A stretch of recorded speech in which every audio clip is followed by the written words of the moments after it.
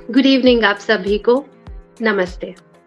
On the same page with Juhi में मैं लेकर आई हूँ आज एक ऐसी ऑथर, ट्रांसलेटर, एडिटर, आरजे, बहुमुखी प्रतिभा की धनी श्रीमती नित्या शुक्ला जी को। हमारे साथ आज वो जुड़ी है, उसके लिए उनका बहुत बहुत बहुत आभार।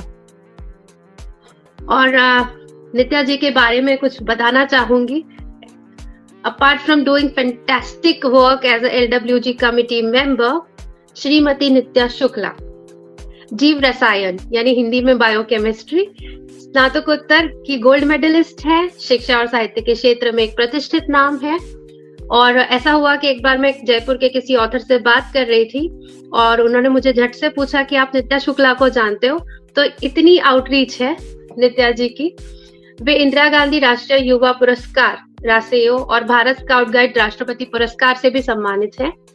समाज व साहित्य में अपनी सक्रिय भागीदारी के लिए वे जानी जाती है। सैन्य अधिकारी की गर्वित अर्धांगिनी है और इसी भूमिका के साथ आर्मी वाइफ्स वेलफेयर एसोसिएशन द्वारा आयोजित कई कार्यक्रमों में, जिनमें सामाजिक और साहित्यिक गतिविधियां प्रमुख रहती हैं, उनमें वे सक्रिय योगदान देते हुए दिखती रहती हैं। Welcome ma'am.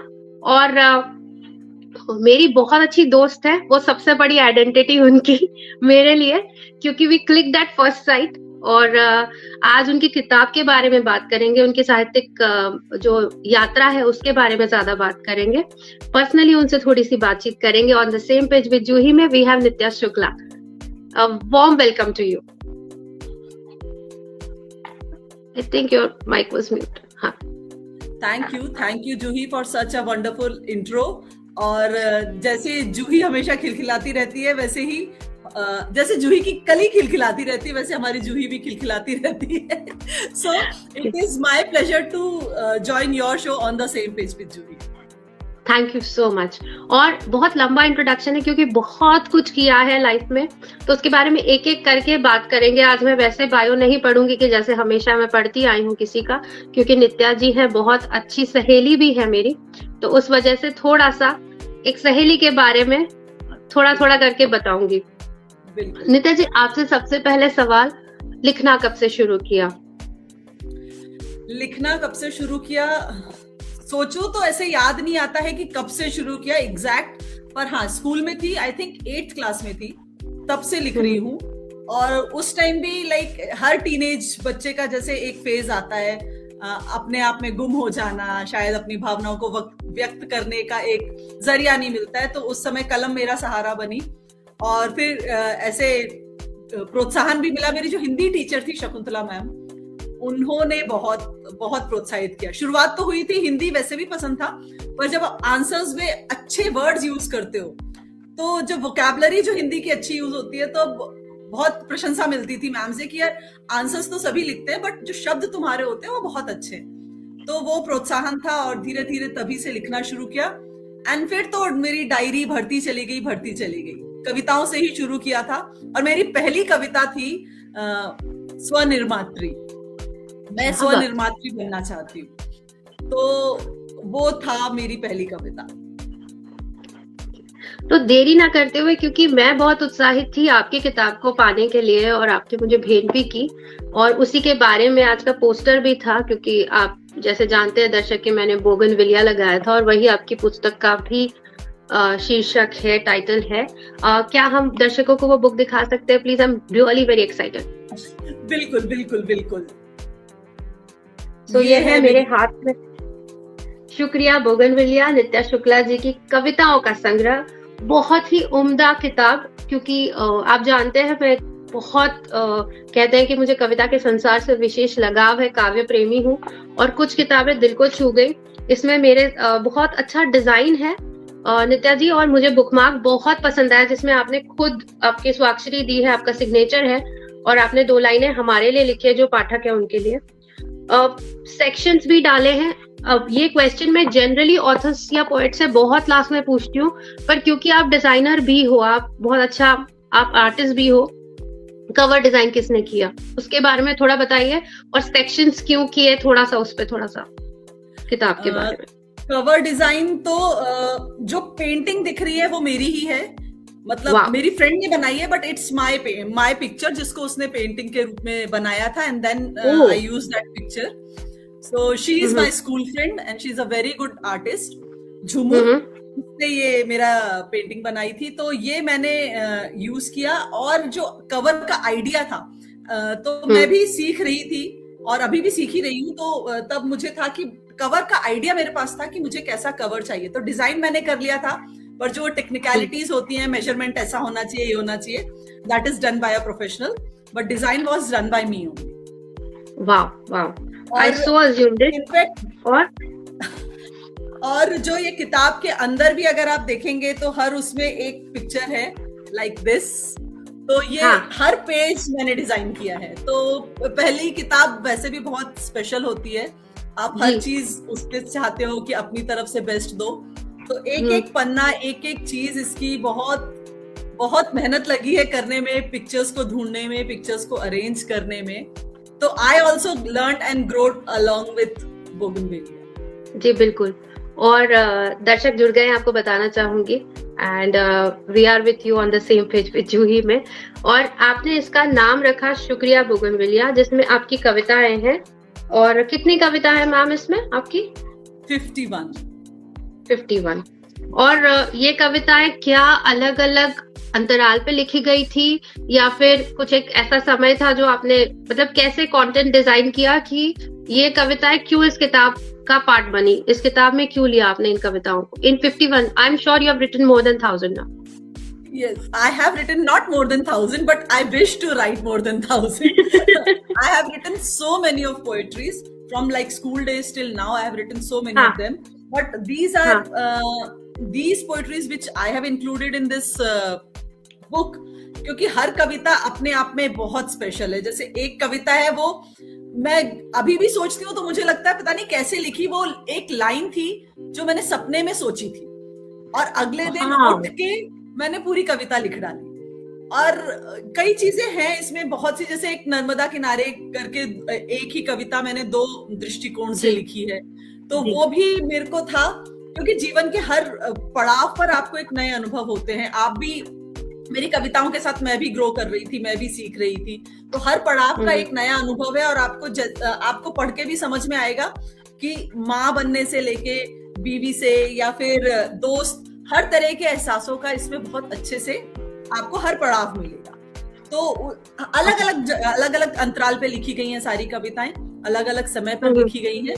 पर जो सिलेक्शन था वो इससे, जो कविता जिसके साथ एक स्पेशल इंसिडेंस जुड़ा हो, या मुझे लगा कि ये शायद उस ऊपर वाले ने बोला है कि ये कविता लिखनी है, तो पर वो इसके नीचे आ गई, मतलब शुक्रिया बोगनविलिया के टाइटल के नीचे आ गई. क्योंकि उस पर मैं बात करूंगी कि वो शीर्षक वैसा क्यों है, तो शायद हम लोग थोड़ा बेहतर समझ पाएंगे. क्योंकि इसमें मुझे स्त्री विमर्श भी मिलता है, इसमें आपके नाते रिश्ते भी मुझे मिलते हैं, अगर मैं ठीक से आपकी संवेदना समझ पाई हूँ तो, बतौर पाठक और बतौर स्त्री भी. क्योंकि बहुत सारे स्त्री दृष्टिकोण आपने रखे हैं. एक स्ट्रॉन्ग हेडेड वुमेन, जो पर्सनालिटी आप रिफ्लेक्ट करते हो रियल लाइफ में, वैसे ही है. और आज की लैंग्वेज दर्शकों को बताओ, मैंने बाइलिंगुअल इसके लिए रखी है, और हम हिंदी और इंग्लिश दोनों में बात कर रहे हैं, क्योंकि Nitya Shukla is a bilingual writer. वो इंग्लिश में भी लिखती है, हिंदी में भी लिखती है, एडिटर ट्रांसलेशन भी करती है. और इसकी वजह से भाषा वैसी आज रहेगी हमारी, और दोस्त है तो बिल्कुल फॉर्मेलिटी की बात ही नहीं है. तो मैम, इस पे ना फर्स्ट पेज पे आपकी 2 लाइनें हैं, वो मैं पढ़ना चाहूंगी. दहलीज़ मंजिल के खातिर दहलीज पार करना लाजिम था. तो बहुत उम्दा शुरुआत किताब की, और लाइक मुझे बहुत अच्छी लगी. अब थोड़ा सा मुझे रिफ्लेक्शन, क्योंकि हमने कंटेंट्स की बात की, अगर आप कोई कविता पढ़ना चाहो इसमें से, तो आई विल रिक्वेस्ट यू. जैसे शुरुआत ही जो करी है मैंने, दहलीज मंजिल की खातिर दहलीज पार करना लाजिम था, क्योंकि कई बार स्त्रियां अपने आजू बाजू के दायरे खुद बना लेती हैं. समाज तो ठीक है, वो तो आप बाद में बोल सकते हो कि हाँ इसकी वजह से ये नहीं हुआ, उसकी वजह से नहीं है. मुझे लगता है हमारे आसपास के दायरे आधे से ज्यादा हमारे बनाए हुए जी. तो जब तक हम वो दायरे नहीं क्रॉस करने की हिम्मत रखेंगे, जब तक हम पार करने की हिम्मत नहीं रखेंगे, वी कांट ब्लेम अदर्स. हम दूसरों को क्यों दोष दे रहे हैं कि हमें ये नहीं करने दे रहा. कुछ चीजें हम मेरे अंदर भी था, मैंने भी कई चीजें खुद ही सीखी हैं। जैसे अब बहुत छोटी सी चीज है, फेसबुक नया नया आया था, तो फेसबुक पर लिखना, सोशल मीडिया भी एक टैबू था, मतलब कि आप अनजान लोगों से कैसे बात कर सकते हो, अनजान लोगों के सामने कैसे अपनी भावनाएं व्यक्त कर सकते हो। लाइक जो डायरी में लिखने वाली चीजें हैं वो आप एक ऐसे प्लेटफॉर्म पर डाल रहे हो जो पूरी दुनिया पढ़ रही है जी। बट वही लाइफ चेंजिंग मूवमेंट था, उसी की वजह से ही सारी चीजें आगे बढ़ती चली गई। तो वो दायरा मेरा बनाया हुआ था, किसी ने नहीं मना किया मुझे कि नहीं सोशल मीडिया पर नहीं डालना है या फेसबुक पे नहीं डालना है, और खुद ही को वो हेजिटेशन थी। तो वो एक्चुअली मेरे दिमाग में जो मैं बोल रही हूँ ना कि कई चीजें ऐसी होती हैं, आप बहुत होता है मेरे साथ कि मैं सपने में देख रही हूँ या मैं पूजा कर रही हूँ, मेरे को एकदम से 2 लाइनें याद आएंगी, फिर मैं लगता है मैं भूल ना जाऊं, या कुछ काम इतने तन्मयता से कर रही होती हूँ कि दिमाग में चल रहा होता है कि अच्छा ये इस पर भी कविता हो सकती है, या एक लाइन आ जाएगी फिर आप उसको बढ़ा लेते हो, कविता को बढ़ा सकते हो। शायद वैसे ही साहित्यिक यात्रा शुरू होती है। तो आप कुछ पढ़िए, क्योंकि वो मैं बहुत उत्सुक हूँ आपके शब्दों में सुनने के लिए, आपकी आत्मा के स्वर है, आपको निवेदन। Thank you so much. मेरी कविता बहुत छोटी है, जो मैंने बात करी कि हम अपने दायरे खुद बांध लेते हैं, तो छोटी सी कविता है कि पेड़ के ऊपर कविता है। पेड़ की धानी पत्तियों से छन छन कर आती, पेड़ की धानी पत्तियों से छन छन कर आती, सुबह सवेरे सूरज की किरणें, जैसे सीधे आसमान से कोई छांट छांट कर खत भेज रहा है, जैसे आसमान से कोई छांट छांट कर खत भेज रहा है मेरे नाम के।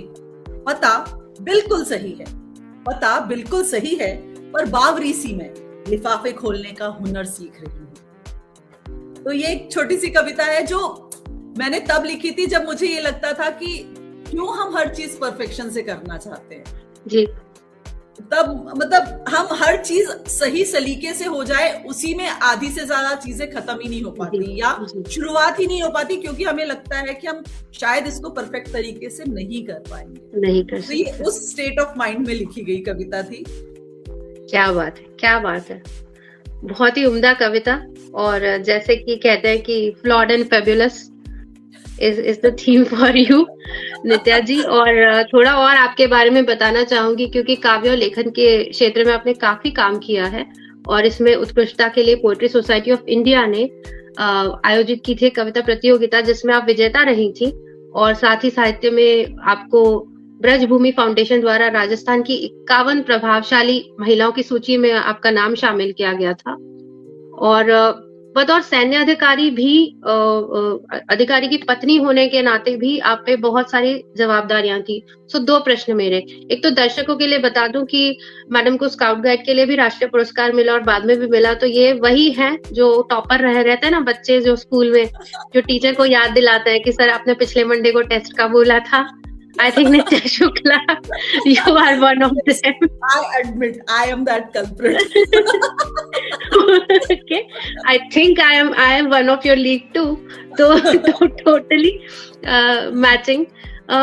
और जो दूसरा पार्ट ऑफ क्वेश्चन आपके लिए है मेरा कि बतौर आर्मी वाइफ, क्योंकि मैं सिविलियन हूँ, मैं बहुत दूर से आपके साथ सिंपैथी रख सकती हूँ, which is also not right, या मैं आपको एक, मेरे लिए बहुत अनइमेजिनेबल वर्ल्ड है वो, राइट? मैंने वो दुनिया कभी नहीं देखी शायद, वो गेटेड कम्युनिटी, वो रीलोकेशंस। आमतौर पर आपको एक सिंगल पेरेंट की तरह बच्चों को रेज करना होता है, to look after the family, because you become 2 in 1 for them, one of you, husband और वाइफ। तो क्या उसके बारे में कुछ बताओगे, कैसा वाज इट लाइक डिफिकल्ट, या फ्रेंडशिप्स बहुत चेंज होते रहते हैं आपके, टूटते रहते हैं आप लोग, क्योंकि रिलोकेट इतना करते रहते हो, इतने रिमोट जगह पे जा के रहते हो, कैसा वो अनुभव रहता है? पहली बात जो स्कूल वाली बात करी उसके बारे में बताऊंगी कि हाँ, I was that kind of student, क्योंकि मेरे लिए I was not at all confident till 10th class. तो मेरे लिए पढ़ाई ही वो माध्यम था, और जैसे हर मिडिल क्लास फैमिली में होता है, हम शायद हर मिडिल क्लास पेरेंट्स वो लग्जरी नहीं दे पाते, पर वैल्यूज पूरी। तो वो था कि जो करना है जीवन में वैल्यूज के साथ करना है, और पढ़ाई ही वो माध्यम है जो आपको आगे ले जाएगा या आपकी जिंदगी को आगे बेहतर बना सकता है। तो मुझे हाँ, पता था किताबें ही मेरा सहारा है, और मुझे बहुत बहुत पसंद है पढ़ना और लिखना। इनफैक्ट मुझे याद हाँ, है किसी ने मुझसे पूछा था, मैं अपने बेटे के क्वेश्चन पेपर्स लिख के देती थी उसको कि हाँ, इसको सॉल्व कर, जब ही वाज इन बोर्ड। तो किसी ने पूछा लिख के क्या देती, कंप्यूटर पे दे। मैंने कहा मुझे लिखने में मजा आता है, आई लव राइटिंग। तो बचपन से wow, he it is like that only, कि मुझे किताबों से प्यार है, और मुझे बहुत इच्छा एक ही थी जीवन में, पढ़ना बहुत है।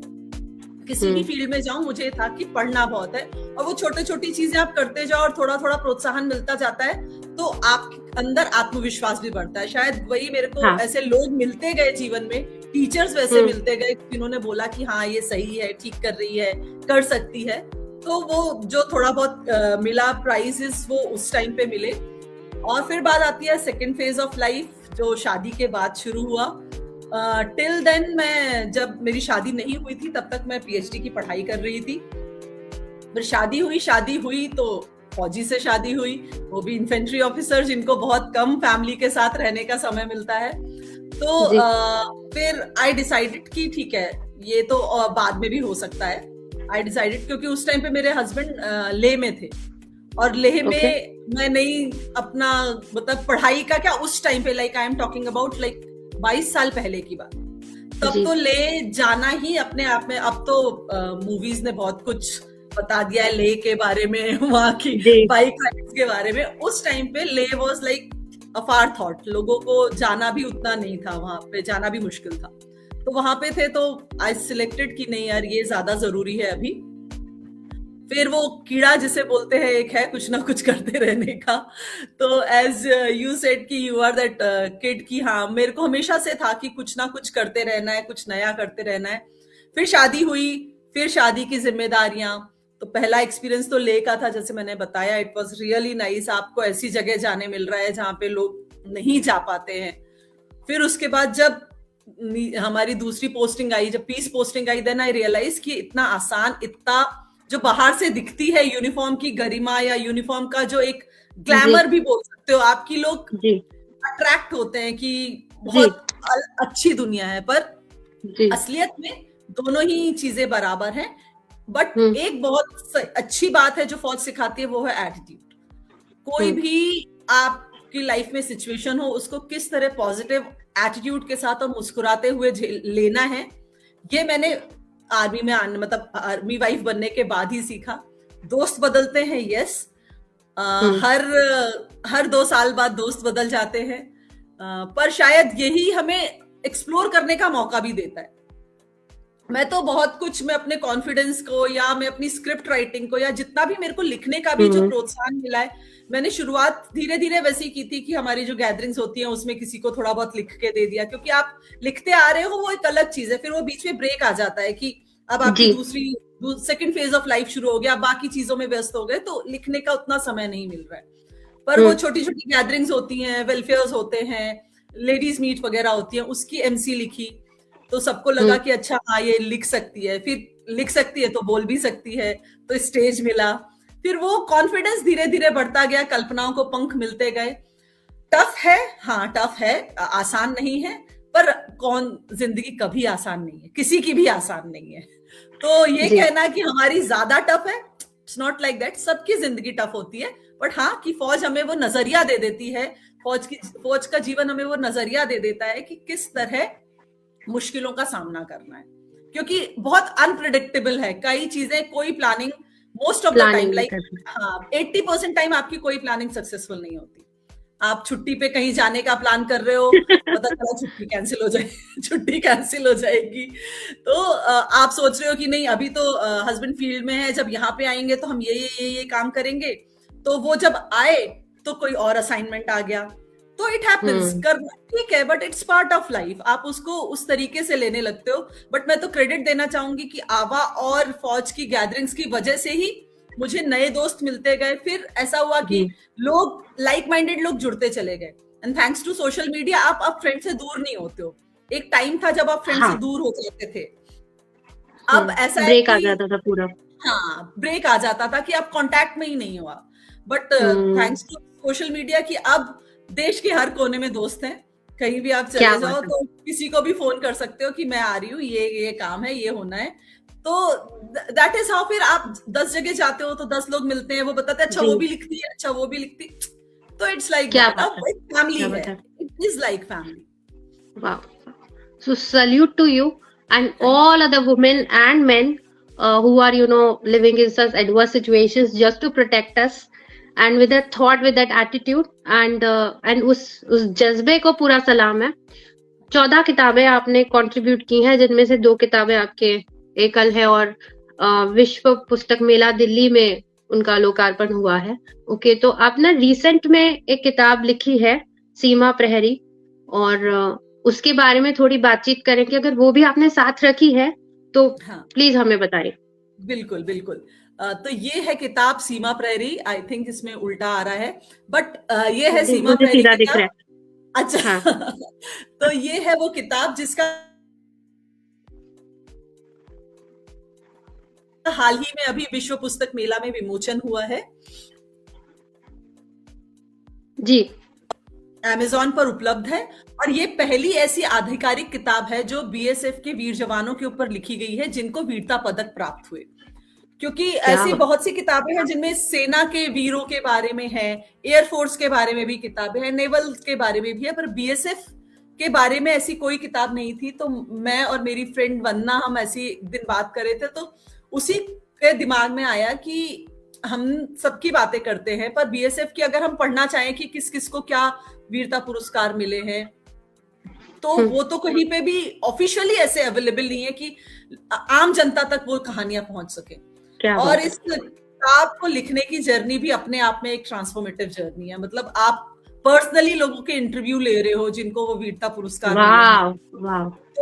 तो और बहुत ऐसे इमोशंस, बहुत समय इन्वेस्ट हुआ है इसमें। बहुत ज्यादा लाइक इट इज, वेल हमने डिजर्व्ड। 3 महीने कम से कम इस किताब के ऊपर काम किया है, लोगों से पर्सनली मिलके, उनके इंटरव्यूज लेके, उनके बारे में इसके लिए जानकर। फिर एक और एपिसोड में आपको मैं जरूर बुलाऊंगी, क्योंकि चर्चा यहाँ पे लिमिट नहीं कर सकती आई मैं, नो। इतना अच्छा विषय है। और हाँ 14 किताबें, जिसमें से आपकी कई कविताएं हैं, कहानियां, साझा काव्य संग्रह रहे हैं। मुझे भी आपके साथ लिखने का सौभाग्य मिला है, और अंतर्राष्ट्रीय पत्र पत्रिकाओं में आपकी प्रकाशित होती रहती है रचनाएं। और अनुवाद के क्षेत्र में भी आपने 3 किताबों का जो योगदान दिया, वो भी विश्व पुस्तक मेला दिल्ली में उनका लोकार्पण हुआ था। और बोगनविलिया, जिसकी हम आज बात कर रहे हैं प्रमुखता से, शुक्रिया बोगनविलिया, वो आपकी एक संग्रह बहुत ही प्यारा सा, बहुत खूबसूरत सा है। तो मेरा क्वेश्चन आपसे ये है कि आपने बहुत बुक्स पढ़ी हैं, क्योंकि आपको पढ़ना पसंद है, और आपने इस किताब के पहली कविता भी लिखी है कि हिंदी से इश्क था पर बायोकेमिस्ट्री से वफा करनी पड़ी, as a middle class family, कि आपको साइंस लेना है, बाद में जो करना है करो। तो मुझे बताइए, पहली लाइक विमेन राइटर कौन पसंद है आपको, या कोई ऐसे कुछ याद है कि जिसका ज्यादा प्रभाव पड़ा आपकी आपकी लेखन पे?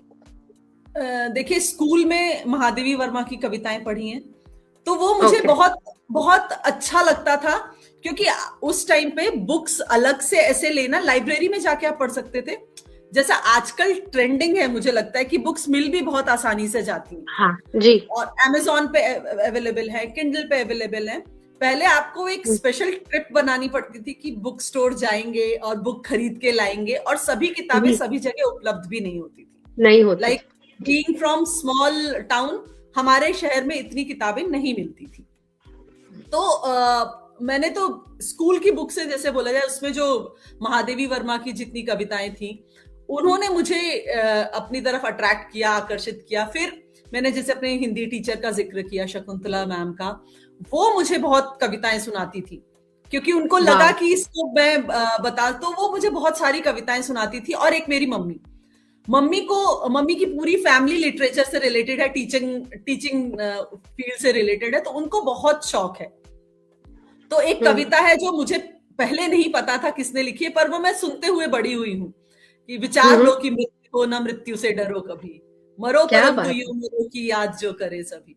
तो ये अभी मैं बोल रही हूँ, आई एम हैविंग हुई ना यूं समृत्यु तो वृथा जिए वृथा मरे, वही मनुष्य है कि जो मनुष्य के लिए मरे। तो ये कविताएं मैं सुनते हुए बड़ी हुई हूँ। तब पढ़ने का आपके पास सोर्सेस उतने ज्यादा नहीं थे, हाँ। पर हाँ आप एटमॉस्फेयर ऐसा था, आसपास का वातावरण ऐसा था कि इंक्लिनेशन था। और जैसे माँ होती है प्रथम गुरु, तो उनके मुंह से बहुत कविताएं सुनी है मैंने। ओके, तो अभी अभी अभी पता चल गया किसने लिखी है? अभी पता चल गया। Okay, good good good. वो भी बहुत बड़ी सी मुझे ऐसा लगता है नित्या मैम की रुचि होनी चाहिए। मैं भी बस क्योंकि इंजीनियरिंग के क्षेत्र से आती हूँ, आप भी बायोकेमिस्ट्री से आते हो, रुझान और उसके बाद एलडब्ल्यूजी जैसा मंच भी मिला हम लोगों को, जहाँ पर जो आपने कहा कि लाइक माइंडेड पीपल, एक दूसरे को प्रोत्साहित करने वाले लोग मिलते गए। नीलम सक्सेना जी हैं, बहुत बड़ा स्रोत है हमारा, जो हमें पुश करती रहती है, और उन्हीं के पेज पे हम ये कार्यक्रम आज कर रहे हैं। तो इसको आगे बढ़ाते हैं। अभी बोगनवेलिया शीर्षक पे आती हूँ। थोड़ी मुझे एक बतौर पाठक एक एनालिसिस मुझे लग रहा है कि शायद वो रीजन हो सकता है, पर मैं आपसे सुनना चाहूंगी कि बोगनवेलिया क्यों शीर्षक रखा आपने? ओके, बोगनवेलिया शीर्षक, एक तो पहली बात साइंस स्टूडेंट रही हूं तो थोड़ा बहुत वो साइंटिफिक इंक्लिनेशन है, लॉजिक चाहिए हर चीज में। जी तो जी। बोगनवेलिया मैंने इसलिए रखा, एक तो बोगनवेलिया लगता मुझे बहुत प्यारा है, पहला तो वही अट्रैक्शन था कि हर कलर में हर जगह आपको मिलता है, व्हाइट है, पिंक है, ऑरेंज है, everything in every colour you can see that. फिर जब मैंने ये देखा, क्योंकि हम बाय गॉड्स ग्रेस हमें ऐसी जगह पे रहने का मौका मिलता है कैंट्स में कि जहाँ पे बहुत फूल होते हैं चारों तरफ, तो हर जगह मुझे हर सिटी में मुझे बोगनवेलिया एक ऐसा पेड़ है कि मुझे हर जगह मिला हो, तो मुझे लगा ये तो हर तरह के एटमॉस्फेयर में। फिर then I researched a bit, then I come to know कि बोगनवेलिया एक ऐसा पेड़ है जो एडवर्स कंडीशंस में और ज्यादा फ्लावरिंग करता है। जितनी ज्यादा प्रतिकूल परिस्थितियां होती हैं उतना ज्यादा फ्लरिंग होती है इसमें, उतने ज्यादा फूल आते हैं और उतना ज्यादा मुस्कुराता है। तो मेरी कविताएं भी वैसी है, मेरी कविताएं ऐसे परिस्थितियों में निकल के आई हैं जब मन सबसे ज्यादा दुविधा में था और कविताओं ने मुझे सवालों के जवाब दिए।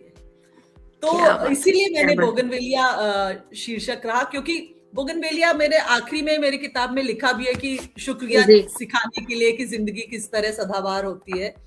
तो कई बार जब भी आप जैसे ठंड के समय सवेरे देखो तो भी आपको वैसा ही मुस्कुराता हुआ दिखेगा, गर्मी में भी वैसा ही दिखेगा आपको। तो सदाबहार कैसे रहना है जीवन में, वो बोगनवेलिया सिखाता है। क्या बात है, क्या बात है। और if I am correct then जो जिसको हम पेटल्स कहते हैं बोगनवेलिया की, वो एक्चुअली पेटल्स नहीं होती हैं। जो अंदर ट्यूब होता है वो फ्लावर होता है, और जो बाहर होता है वो एक्चुअली सिर्फ प्रोटेक्टिंग होते हैं, राइट? एग्जैक्टली, कागज के फूल और भी ड्रॉट रेजिस्टेंट है। हाँ, क्या बोलते हैं मैम? कागज के फूल, कागज के फूल, जी जी। हाँ, मराठी में बोगनवेलिया, और बोगनविले नाम से एक पापा न्यूगिनी में एक देश एक है, उसका नाम भी है। तो मैं वही सब उसके बारे में सोच रही थी। मेरे घर में भी पिंक कलर का ही बोगनविलिया था, मुझे भी उससे बहुत प्यार था। और फिर घर तो शायद वो मतलब हम चेंज किया, हम शहर छोड़ दिए वो, पर वो हमेशा एक स्मृतियों में रहा। मेरी मम्मी का बहुत पसंदीदा था। और जैसे कि आपने कहा कि ड्रॉट रेजिस्टेंस, विपरीत परिस्थितियों में बढ़ने वाला और सदाबहार रहने वाला, ये जो है पेड़, या ये है, इसको क्या कैटेगरी कहेंगे वो आप डिसाइड करो, because I don't want to say that. तो आपकी अगर अनुमति हो तो मैं कविता आपकी किताब से पढ़ती हूँ। बिल्कुल प्लीज। जिसमें ना जहाँ पर मुझे बहुत सारी कविताएं बहुत अच्छी लगी, और सेक्शंस भी बहुत अच्छे लगे जहाँ पे आपने एक समर्पित किया है, और नर्मदा जी को भी आपने एक दो सेक्शन समर्पित किए हैं। तो मैं पढ़ रही हूँ अप्राप्य का सुख। तो ये नित्या शुक्ला जी की कविता है, on the same page with Juhi में। तो I am on the same page with her today. And अप्राप्य का सुख। कितनी सम्मोहक होती है ना अदृश्य की छवि, रोम रोम सुनाता है अनछुए स्पर्श का एहसास, लुभाते हैं चुप्पियों के शब्द, बुलाती है अपनी ओर अपरिचित कस्तूरी की परिचित खुशबू, उभर आती है प्रणय अभिलाषा। पर क्या प्रणय भी इतना सुंदर होता है? होता होगा शायद, पर उतना नहीं जितना खूबसूरत है रोमावली में समाया अनछुए का स्पर्श, नयनों में छिपी अदृश्य की छवि, अधरों पर जमे चुप्पियों के शब्द। हाँ, प्रणय से भी खूबसूरत होती है अपरिचित की खुशबू, नेपथ्य का संभ्रम और अप्राप्य का सुख। मैम बहुत अच्छी लगी मुझे ये कविता, एंड Thank you. आपके कलम से आई है कि बिल्कुल I would want hug you for this, because बतौर पाठक मैं हमेशा ढूंढती हूँ कि कुछ क्या किक मिला है, इससे मुझे बहुत किक मिला है, क्योंकि वो जो कहते हैं कि शायद जावेद अख्तर साहब का है कि रोमांस मिलने में नहीं, मिलने की उम्मीद में है। तो एंड बिल्कुल। एक और गजल भी याद आई मुझे ये पढ़ के कि आरे बोल अब सादा रहने दो, ताजमहल पे रंग न डालो। बहुत रंग ना सुंदर। डालो। हाँ, तो यहाँ और पर ये आपको पढ़ी भी मेंशन बहुत करना अच्छे चाहूँ। से, बहुत थैंक प्यारे यू, से, थैंक प्यार यू तरीके so much, thank you so much. तो यहाँ पर समय हो चला 30 मिनट से हम लोग बात कर रहे हैं, और हमारी बातें यूजुअली भी कभी खत्म नहीं होती है, पर यहाँ पर हमारे दोस्त भी हमारे साथ जुड़े हैं। आशु रात्रा जी जुड़ी हैं, बहुत देर से जुड़ी हुई है। ममता पंडित जी जुड़ी हुई है। सुरेखा साहू जी का कमेंट मैं आपको दिखाना चाहती हूँ, if I can highlight it. Happy to see you both in one frame. Okay, thank you Surekha and ji. I am loving Surekha ma'am to be with her in the same frame, and ममता पंडित जी हमको support कर रही हैं, great going कहा है उन्होंने। और यहाँ पे निवेदिता रॉय जी भी जुड़ी हुई है। बहुत अच्छा लग रहा है। यही है स्त्री का स्त्री के लिए बिल्कुल। समर्पण, प्रेम, कि वो आप हम समय निकाल कर हमसे जुड़े हुए हैं। और कई और नाम है, सबके नाम मैं शायद नहीं पढ़ पा रही हूँ यहाँ पर अगेन। तो बहुत अच्छा लग रहा है। तो ये जब किताब निकली, आपने बतौर संपादक भी काम किया है, और हाल ही में आपने एक मोटिवेशन एंथोलॉजी की थी, जिसमें आपकी भी स्टोरी मैंने पढ़ी, और कमाल की एंथोलॉजी वो रही हम सबकी, जिसमें हम लोगों ने कंट्रीब्यूट किया है।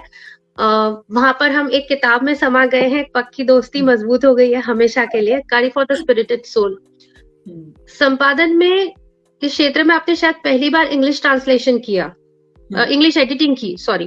तो जब आपने की, तो उसमें आपने स्टोरी लिखी है जिसमें आपकी खुद की स्टोरी है हेमकुंड साहिब के बारे में। थोड़ा सा एक मुझे बताएंगे क्या अनुभव था वो? मैंने पढ़ी है दर्शकों के लिए। How was it? I mean because you have added too many layers. एक शॉर्ट स्टोरी है, बट बहुत रियल है, बहुत ऑथेंटिक निकल के आ रही है। तो उसको बिल्कुल कोट कीजिए। एक्चुअली वो जो मेरी यात्रा थी, वो आप बोल सकते हो वन ऑफ दोज मोमेंट थी जिसने आपके लाइफ का पर्सपेक्टिव ही चेंज कर दिया।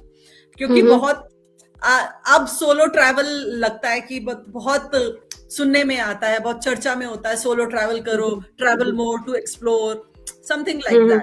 तो पर असली में अगर आप स्त्रियों की जिंदगी देखें तो मोस्ट ऑफ द टाइम हम कोई ना कोई रोल निभा रहे होते। नॉट ओनली स्त्री, हम किसी की भी बात करें, पर जब कोई भी व्यक्ति यात्रा में होता है वो बिल्कुल डिफरेंट होता है किसी भी तरह की यात्रा में। और उस यात्रा में अगर वो अकेले है, वो सोलो कर रहा है, या कोई और नहीं है, लाइक कोई जिम्मेदारी नहीं है आपके साथ, आपको सिर्फ अपना ध्यान रखना है, अपना काम करना है, तो आप एक टोटली डिफरेंट पर्सन होते हो। और आपको देखने का नजरिया भी आपको अलग, मतलब वहां पे मैं उस यात्रा में मैं कई ऐसे लोगों से मिली हूँ जिन्होंने मुझे ये सोचने पे मजबूर कर दिया कि यार हम क्यों इतनी शिकायतें हैं हमारे जीवन में। एक सबके जीवन में है शिकायतें। आप लोगों की प्रॉब्लम सुनो तो आपको लगता है कि ठीक है, प्रॉब्लम्स तो सभी की लाइफ में आती हैं। I have met a lady, she is 62 years old।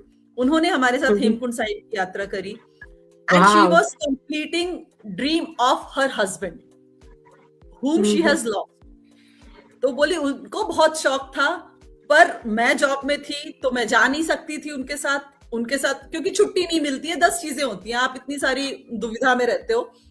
तो दैट वाज वन एक्सपीरियंस। जाने से पहले मन में बहुत सारी दुविधाएं थी कि कैसे जाएंगे, घर कैसे होगा, सारी चीजें कैसे संभाली जाएंगी, क्योंकि सब कुछ आपके ऊपर डिपेंडेंट है। तो मेरे हस्बैंड ने एक बहुत अच्छी चीज बोली थी कि पहली बार डर लगता है, उसके बाद आदत हो जाती है, फिर मजा आने लगता है। तो ब्रिलियंट। तो मैंने बोला हाँ, अब मुझे लग रहा है कि हाँ यार, आदत तो लग जाती है और मजा तो आता है। तो इट वाज फन। अकेले जाना एक टोटली डिफरेंट एक्सपीरियंस था, क्योंकि एक तो पहले ऐसी यात्रा जो दुर्गम है, चढ़ाई के हिसाब से भी आपको एक दिन में 12 से 13 किलोमीटर आना जाना दोनों करना है, वो भी दुर्गम रास्ते पर। वो एक बहुत टफ था, मौसम का कोई भरोसा नहीं। पर ग्रुप अच्छा था तो सीखने को बहुत कुछ मिला, नए लोगों से मिलने को मिला, हर उम्र के लोगों से मिलने को मिला। और एक सरेंडर वाली जो एक फीलिंग होती है, जो हम बोलते हैं you should surrender to almighty, वो उसको बयां कैसे किया जाता है मुझे नहीं पता, पर वो फीलिंग जो फील की है वहां पर जाके, वो एक अद्भुत अद्भुत अनुभव था।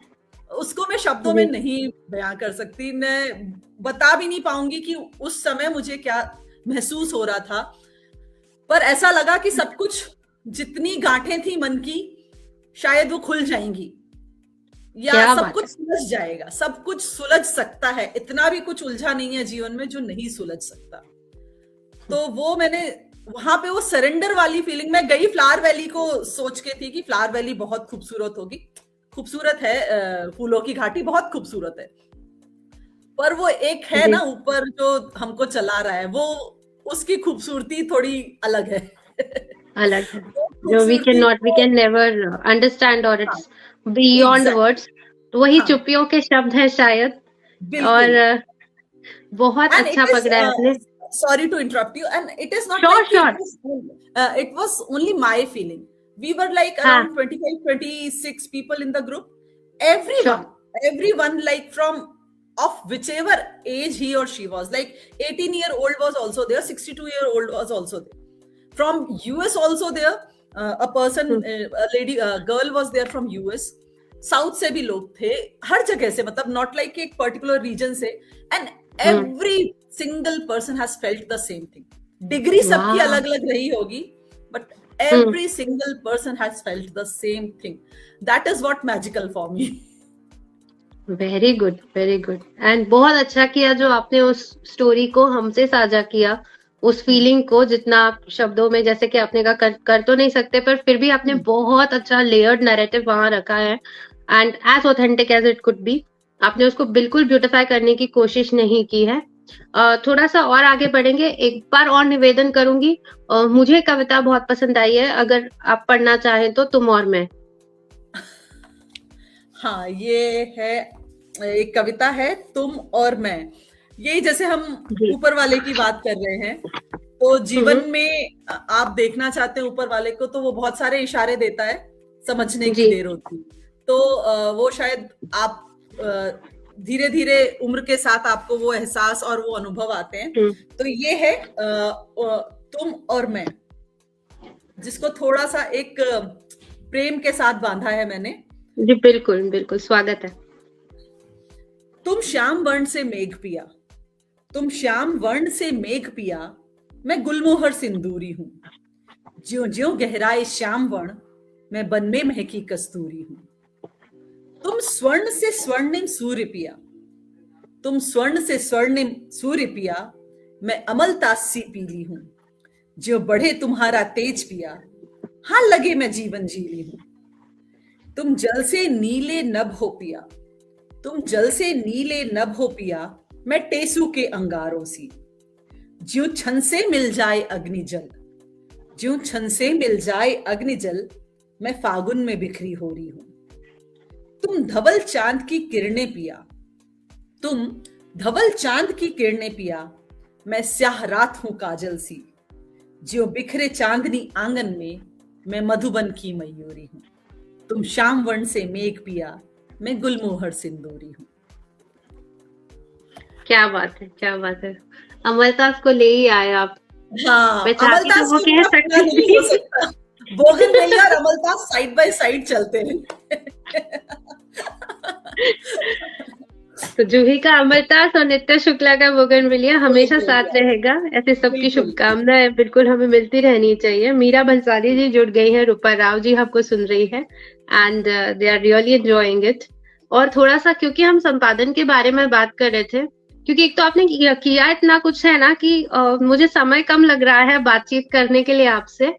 संपादन के क्षेत्र में आपने जयपुर से प्रकाशित होने वाली एक अंतर्राष्ट्रीय हिंदी साहित्यिक पत्रिका चलती है, जिसमें सह संपादक के रूप में कार्य किया है, और 3 वर्षों से हाइब्रो स्क्राइब्स प्रकाशन समूह, जिसने आपकी ये किताब भी प्रकाशित की, उसमें आप दिल्ली में संपादक और हिंदी सलाहकार के रूप में भी कार्यरत हैं।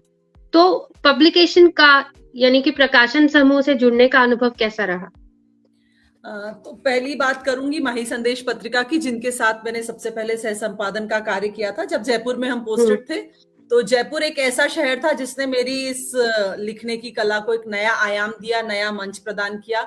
वहां बहुत से ऐसे लोग मिले जिन्होंने मुझे सहारा दिया, जिसमें माही संदेश पत्रिका के संपादक रोहित कृष्णनंदन, ममता पंडित, हम सबसे जुड़े हुए हैं, हम साथ में थे। तो हमने वहां से अपनी यात्रा शुरू करी, फिर जीवन किसी दूसरे शहर ले गया। और जो हाइब्रो स्क्राइब्स पब्लिकेशन है, उसकी जो फाउंडर है वंदना, हम मिले थे लिटरेचर फेस्टिवल में। हम एक ही पैनल डिस्कशन का हिस्सा थे। पैनल डिस्कशन का टाइटल था ड्रीम बिग अचीव बिग। और ये 2022 की बात नहीं, उससे पहले की 2021 की बात है। तो 4 साल हो गए हमें साथ में काम करते हुए।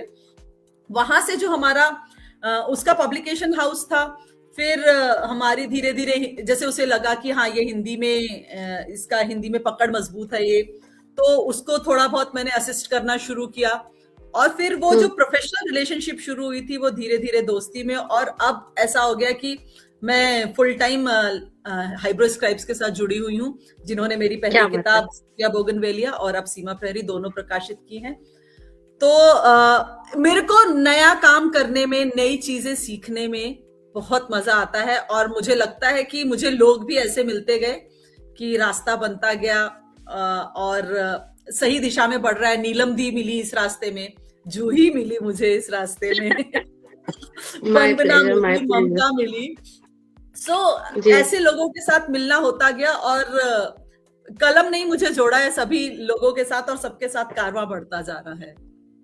तो यहाँ पर एक छोटी सी बात, और I don't know if you will like it, पर हम दोनों की पहली मुलाकात भी ऐसी हुई थी जो लिखी जा सकती है। तो हम दोनों ने मिलने का सोचा था इंदौर में, मेरे पैतृक शहर में, जहाँ पर आप अभी निवास करती है, और आप बहुत दूर से एक 45-50 किलोमीटर का रास्ता तय करके मुझसे मिलने आई थी। And we clicked in no time, और हमने बातें की कैफे में। बहुत सुंदर खूबसूरत सा कैफे था, और जहाँ पे आपने मुझे पुस्तक भेंट की, सब हुआ। और हम दोनों चल दिए वहां से बातें करते करते। ना बहुत हाई फाई कैफे था, ना उन्होंने बिल लेने की पूछी, ना हमने बिल देने की सोची। हम इतने एक दूसरे में खो गए थे कि हम लोग भूल गए थे। और उसके बाद फिर मैंने जब कॉल किया तो कैफे वाला भी रियलाइज किया कि we have not paid and kind of settled the bills. पर वो मुझे हमेशा याद रहेगा कि क्योंकि अगर कुछ नादानी ना हो तो फिर कहानी कैसे होगी। बिल्कुल बिल्कुल बिल्कुल बिल्कुल। तो अगर सब कुछ अच्छा हो जाता तो शायद याद नहीं रहता। तो इसी परिचय में बहुत अच्छी बात एक आपने लिखी है कि हिंदी के लिए प्रेम, और मैं बिल्कुल आपसे सहमत हूँ कि शायद हिंदी के लिए जो आपका प्रेम है, उसी वजह से बायोकेमिस्ट्री जैसे विषय में गोल्ड मेडलिस्ट होते हुए भी आप हिंदी के क्षेत्र में या लेखन के क्षेत्र में, अब तो इंग्लिश में भी आप बहुत लिख रहे हो, तो अच्छा लग रहा है। आप प्लीज सृजन कीजिए, क्योंकि हमें बहुत जरूरत है। कॉन्टेम्प्ररी में कौन पसंद है मैम, कॉन्टेम्प्ररी राइटर्स में मेरे अलावा? मुझे है बाबूशा बहुत अच्छी लगती हैं, उनका लिखा हुआ मुझे बहुत पसंद है। और फिर हेमंत देवलेकर जी हैं, वो बहुत अच्छा लिख रहे हैं। तो ऐसे गौतम राजऋषि जी हैं जो बहुत अच्छा लिख रहे हैं, वो भी फौजी हैं।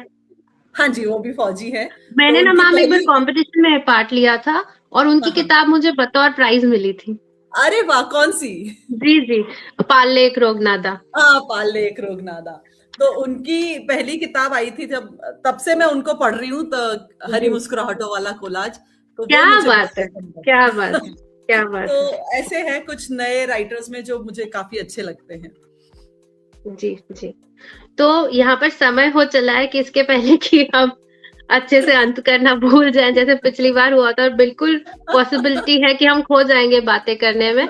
आप ही के शब्दों में इस कार्यक्रम को यहाँ पे थोड़ा सा अल्प विराम दूंगी कि सुनना अच्छा लगता है। ये आपकी एक कविता है जिसमें आपने लिखा है कि हाँ, मुझे सुनना अच्छा लगता है, पैरों पर पड़े छालों वाली मेहनत की कथा और शब्दों वाले गहरे जख्मों का हाले दिल। हाँ, मुझे सुनना अच्छा लगता है। कभी कभी कह देती हूँ अपना अफसाना, पर सच यही है कि मुझे कहने से ज्यादा नित्या जी का सुनना अच्छा लगता है. How sweet. So this was on the same page with Juhi. We had Nitya Shukla today. Read our book Shukriya Bougainvillea and Seema Prahari. And Seema Prahari पे जैसे कि आपसे वादा रहेगा कि फिर से मिलेंगे. बहुत जानकारी चाहिए इसके बारे में क्योंकि बीएसएफ के बारे में किताब है. Nitya ma'am, thank you once again and thank you to my audience to be on the same page with Juhi. Thanks a lot. Thank you so much Juhi, thank you. ऐसे ही हंसते मुस्कुराते कार्यक्रम करते रहो, लिखते रहो और सबको प्रोत्साहित करते रहो. Thank you. See you.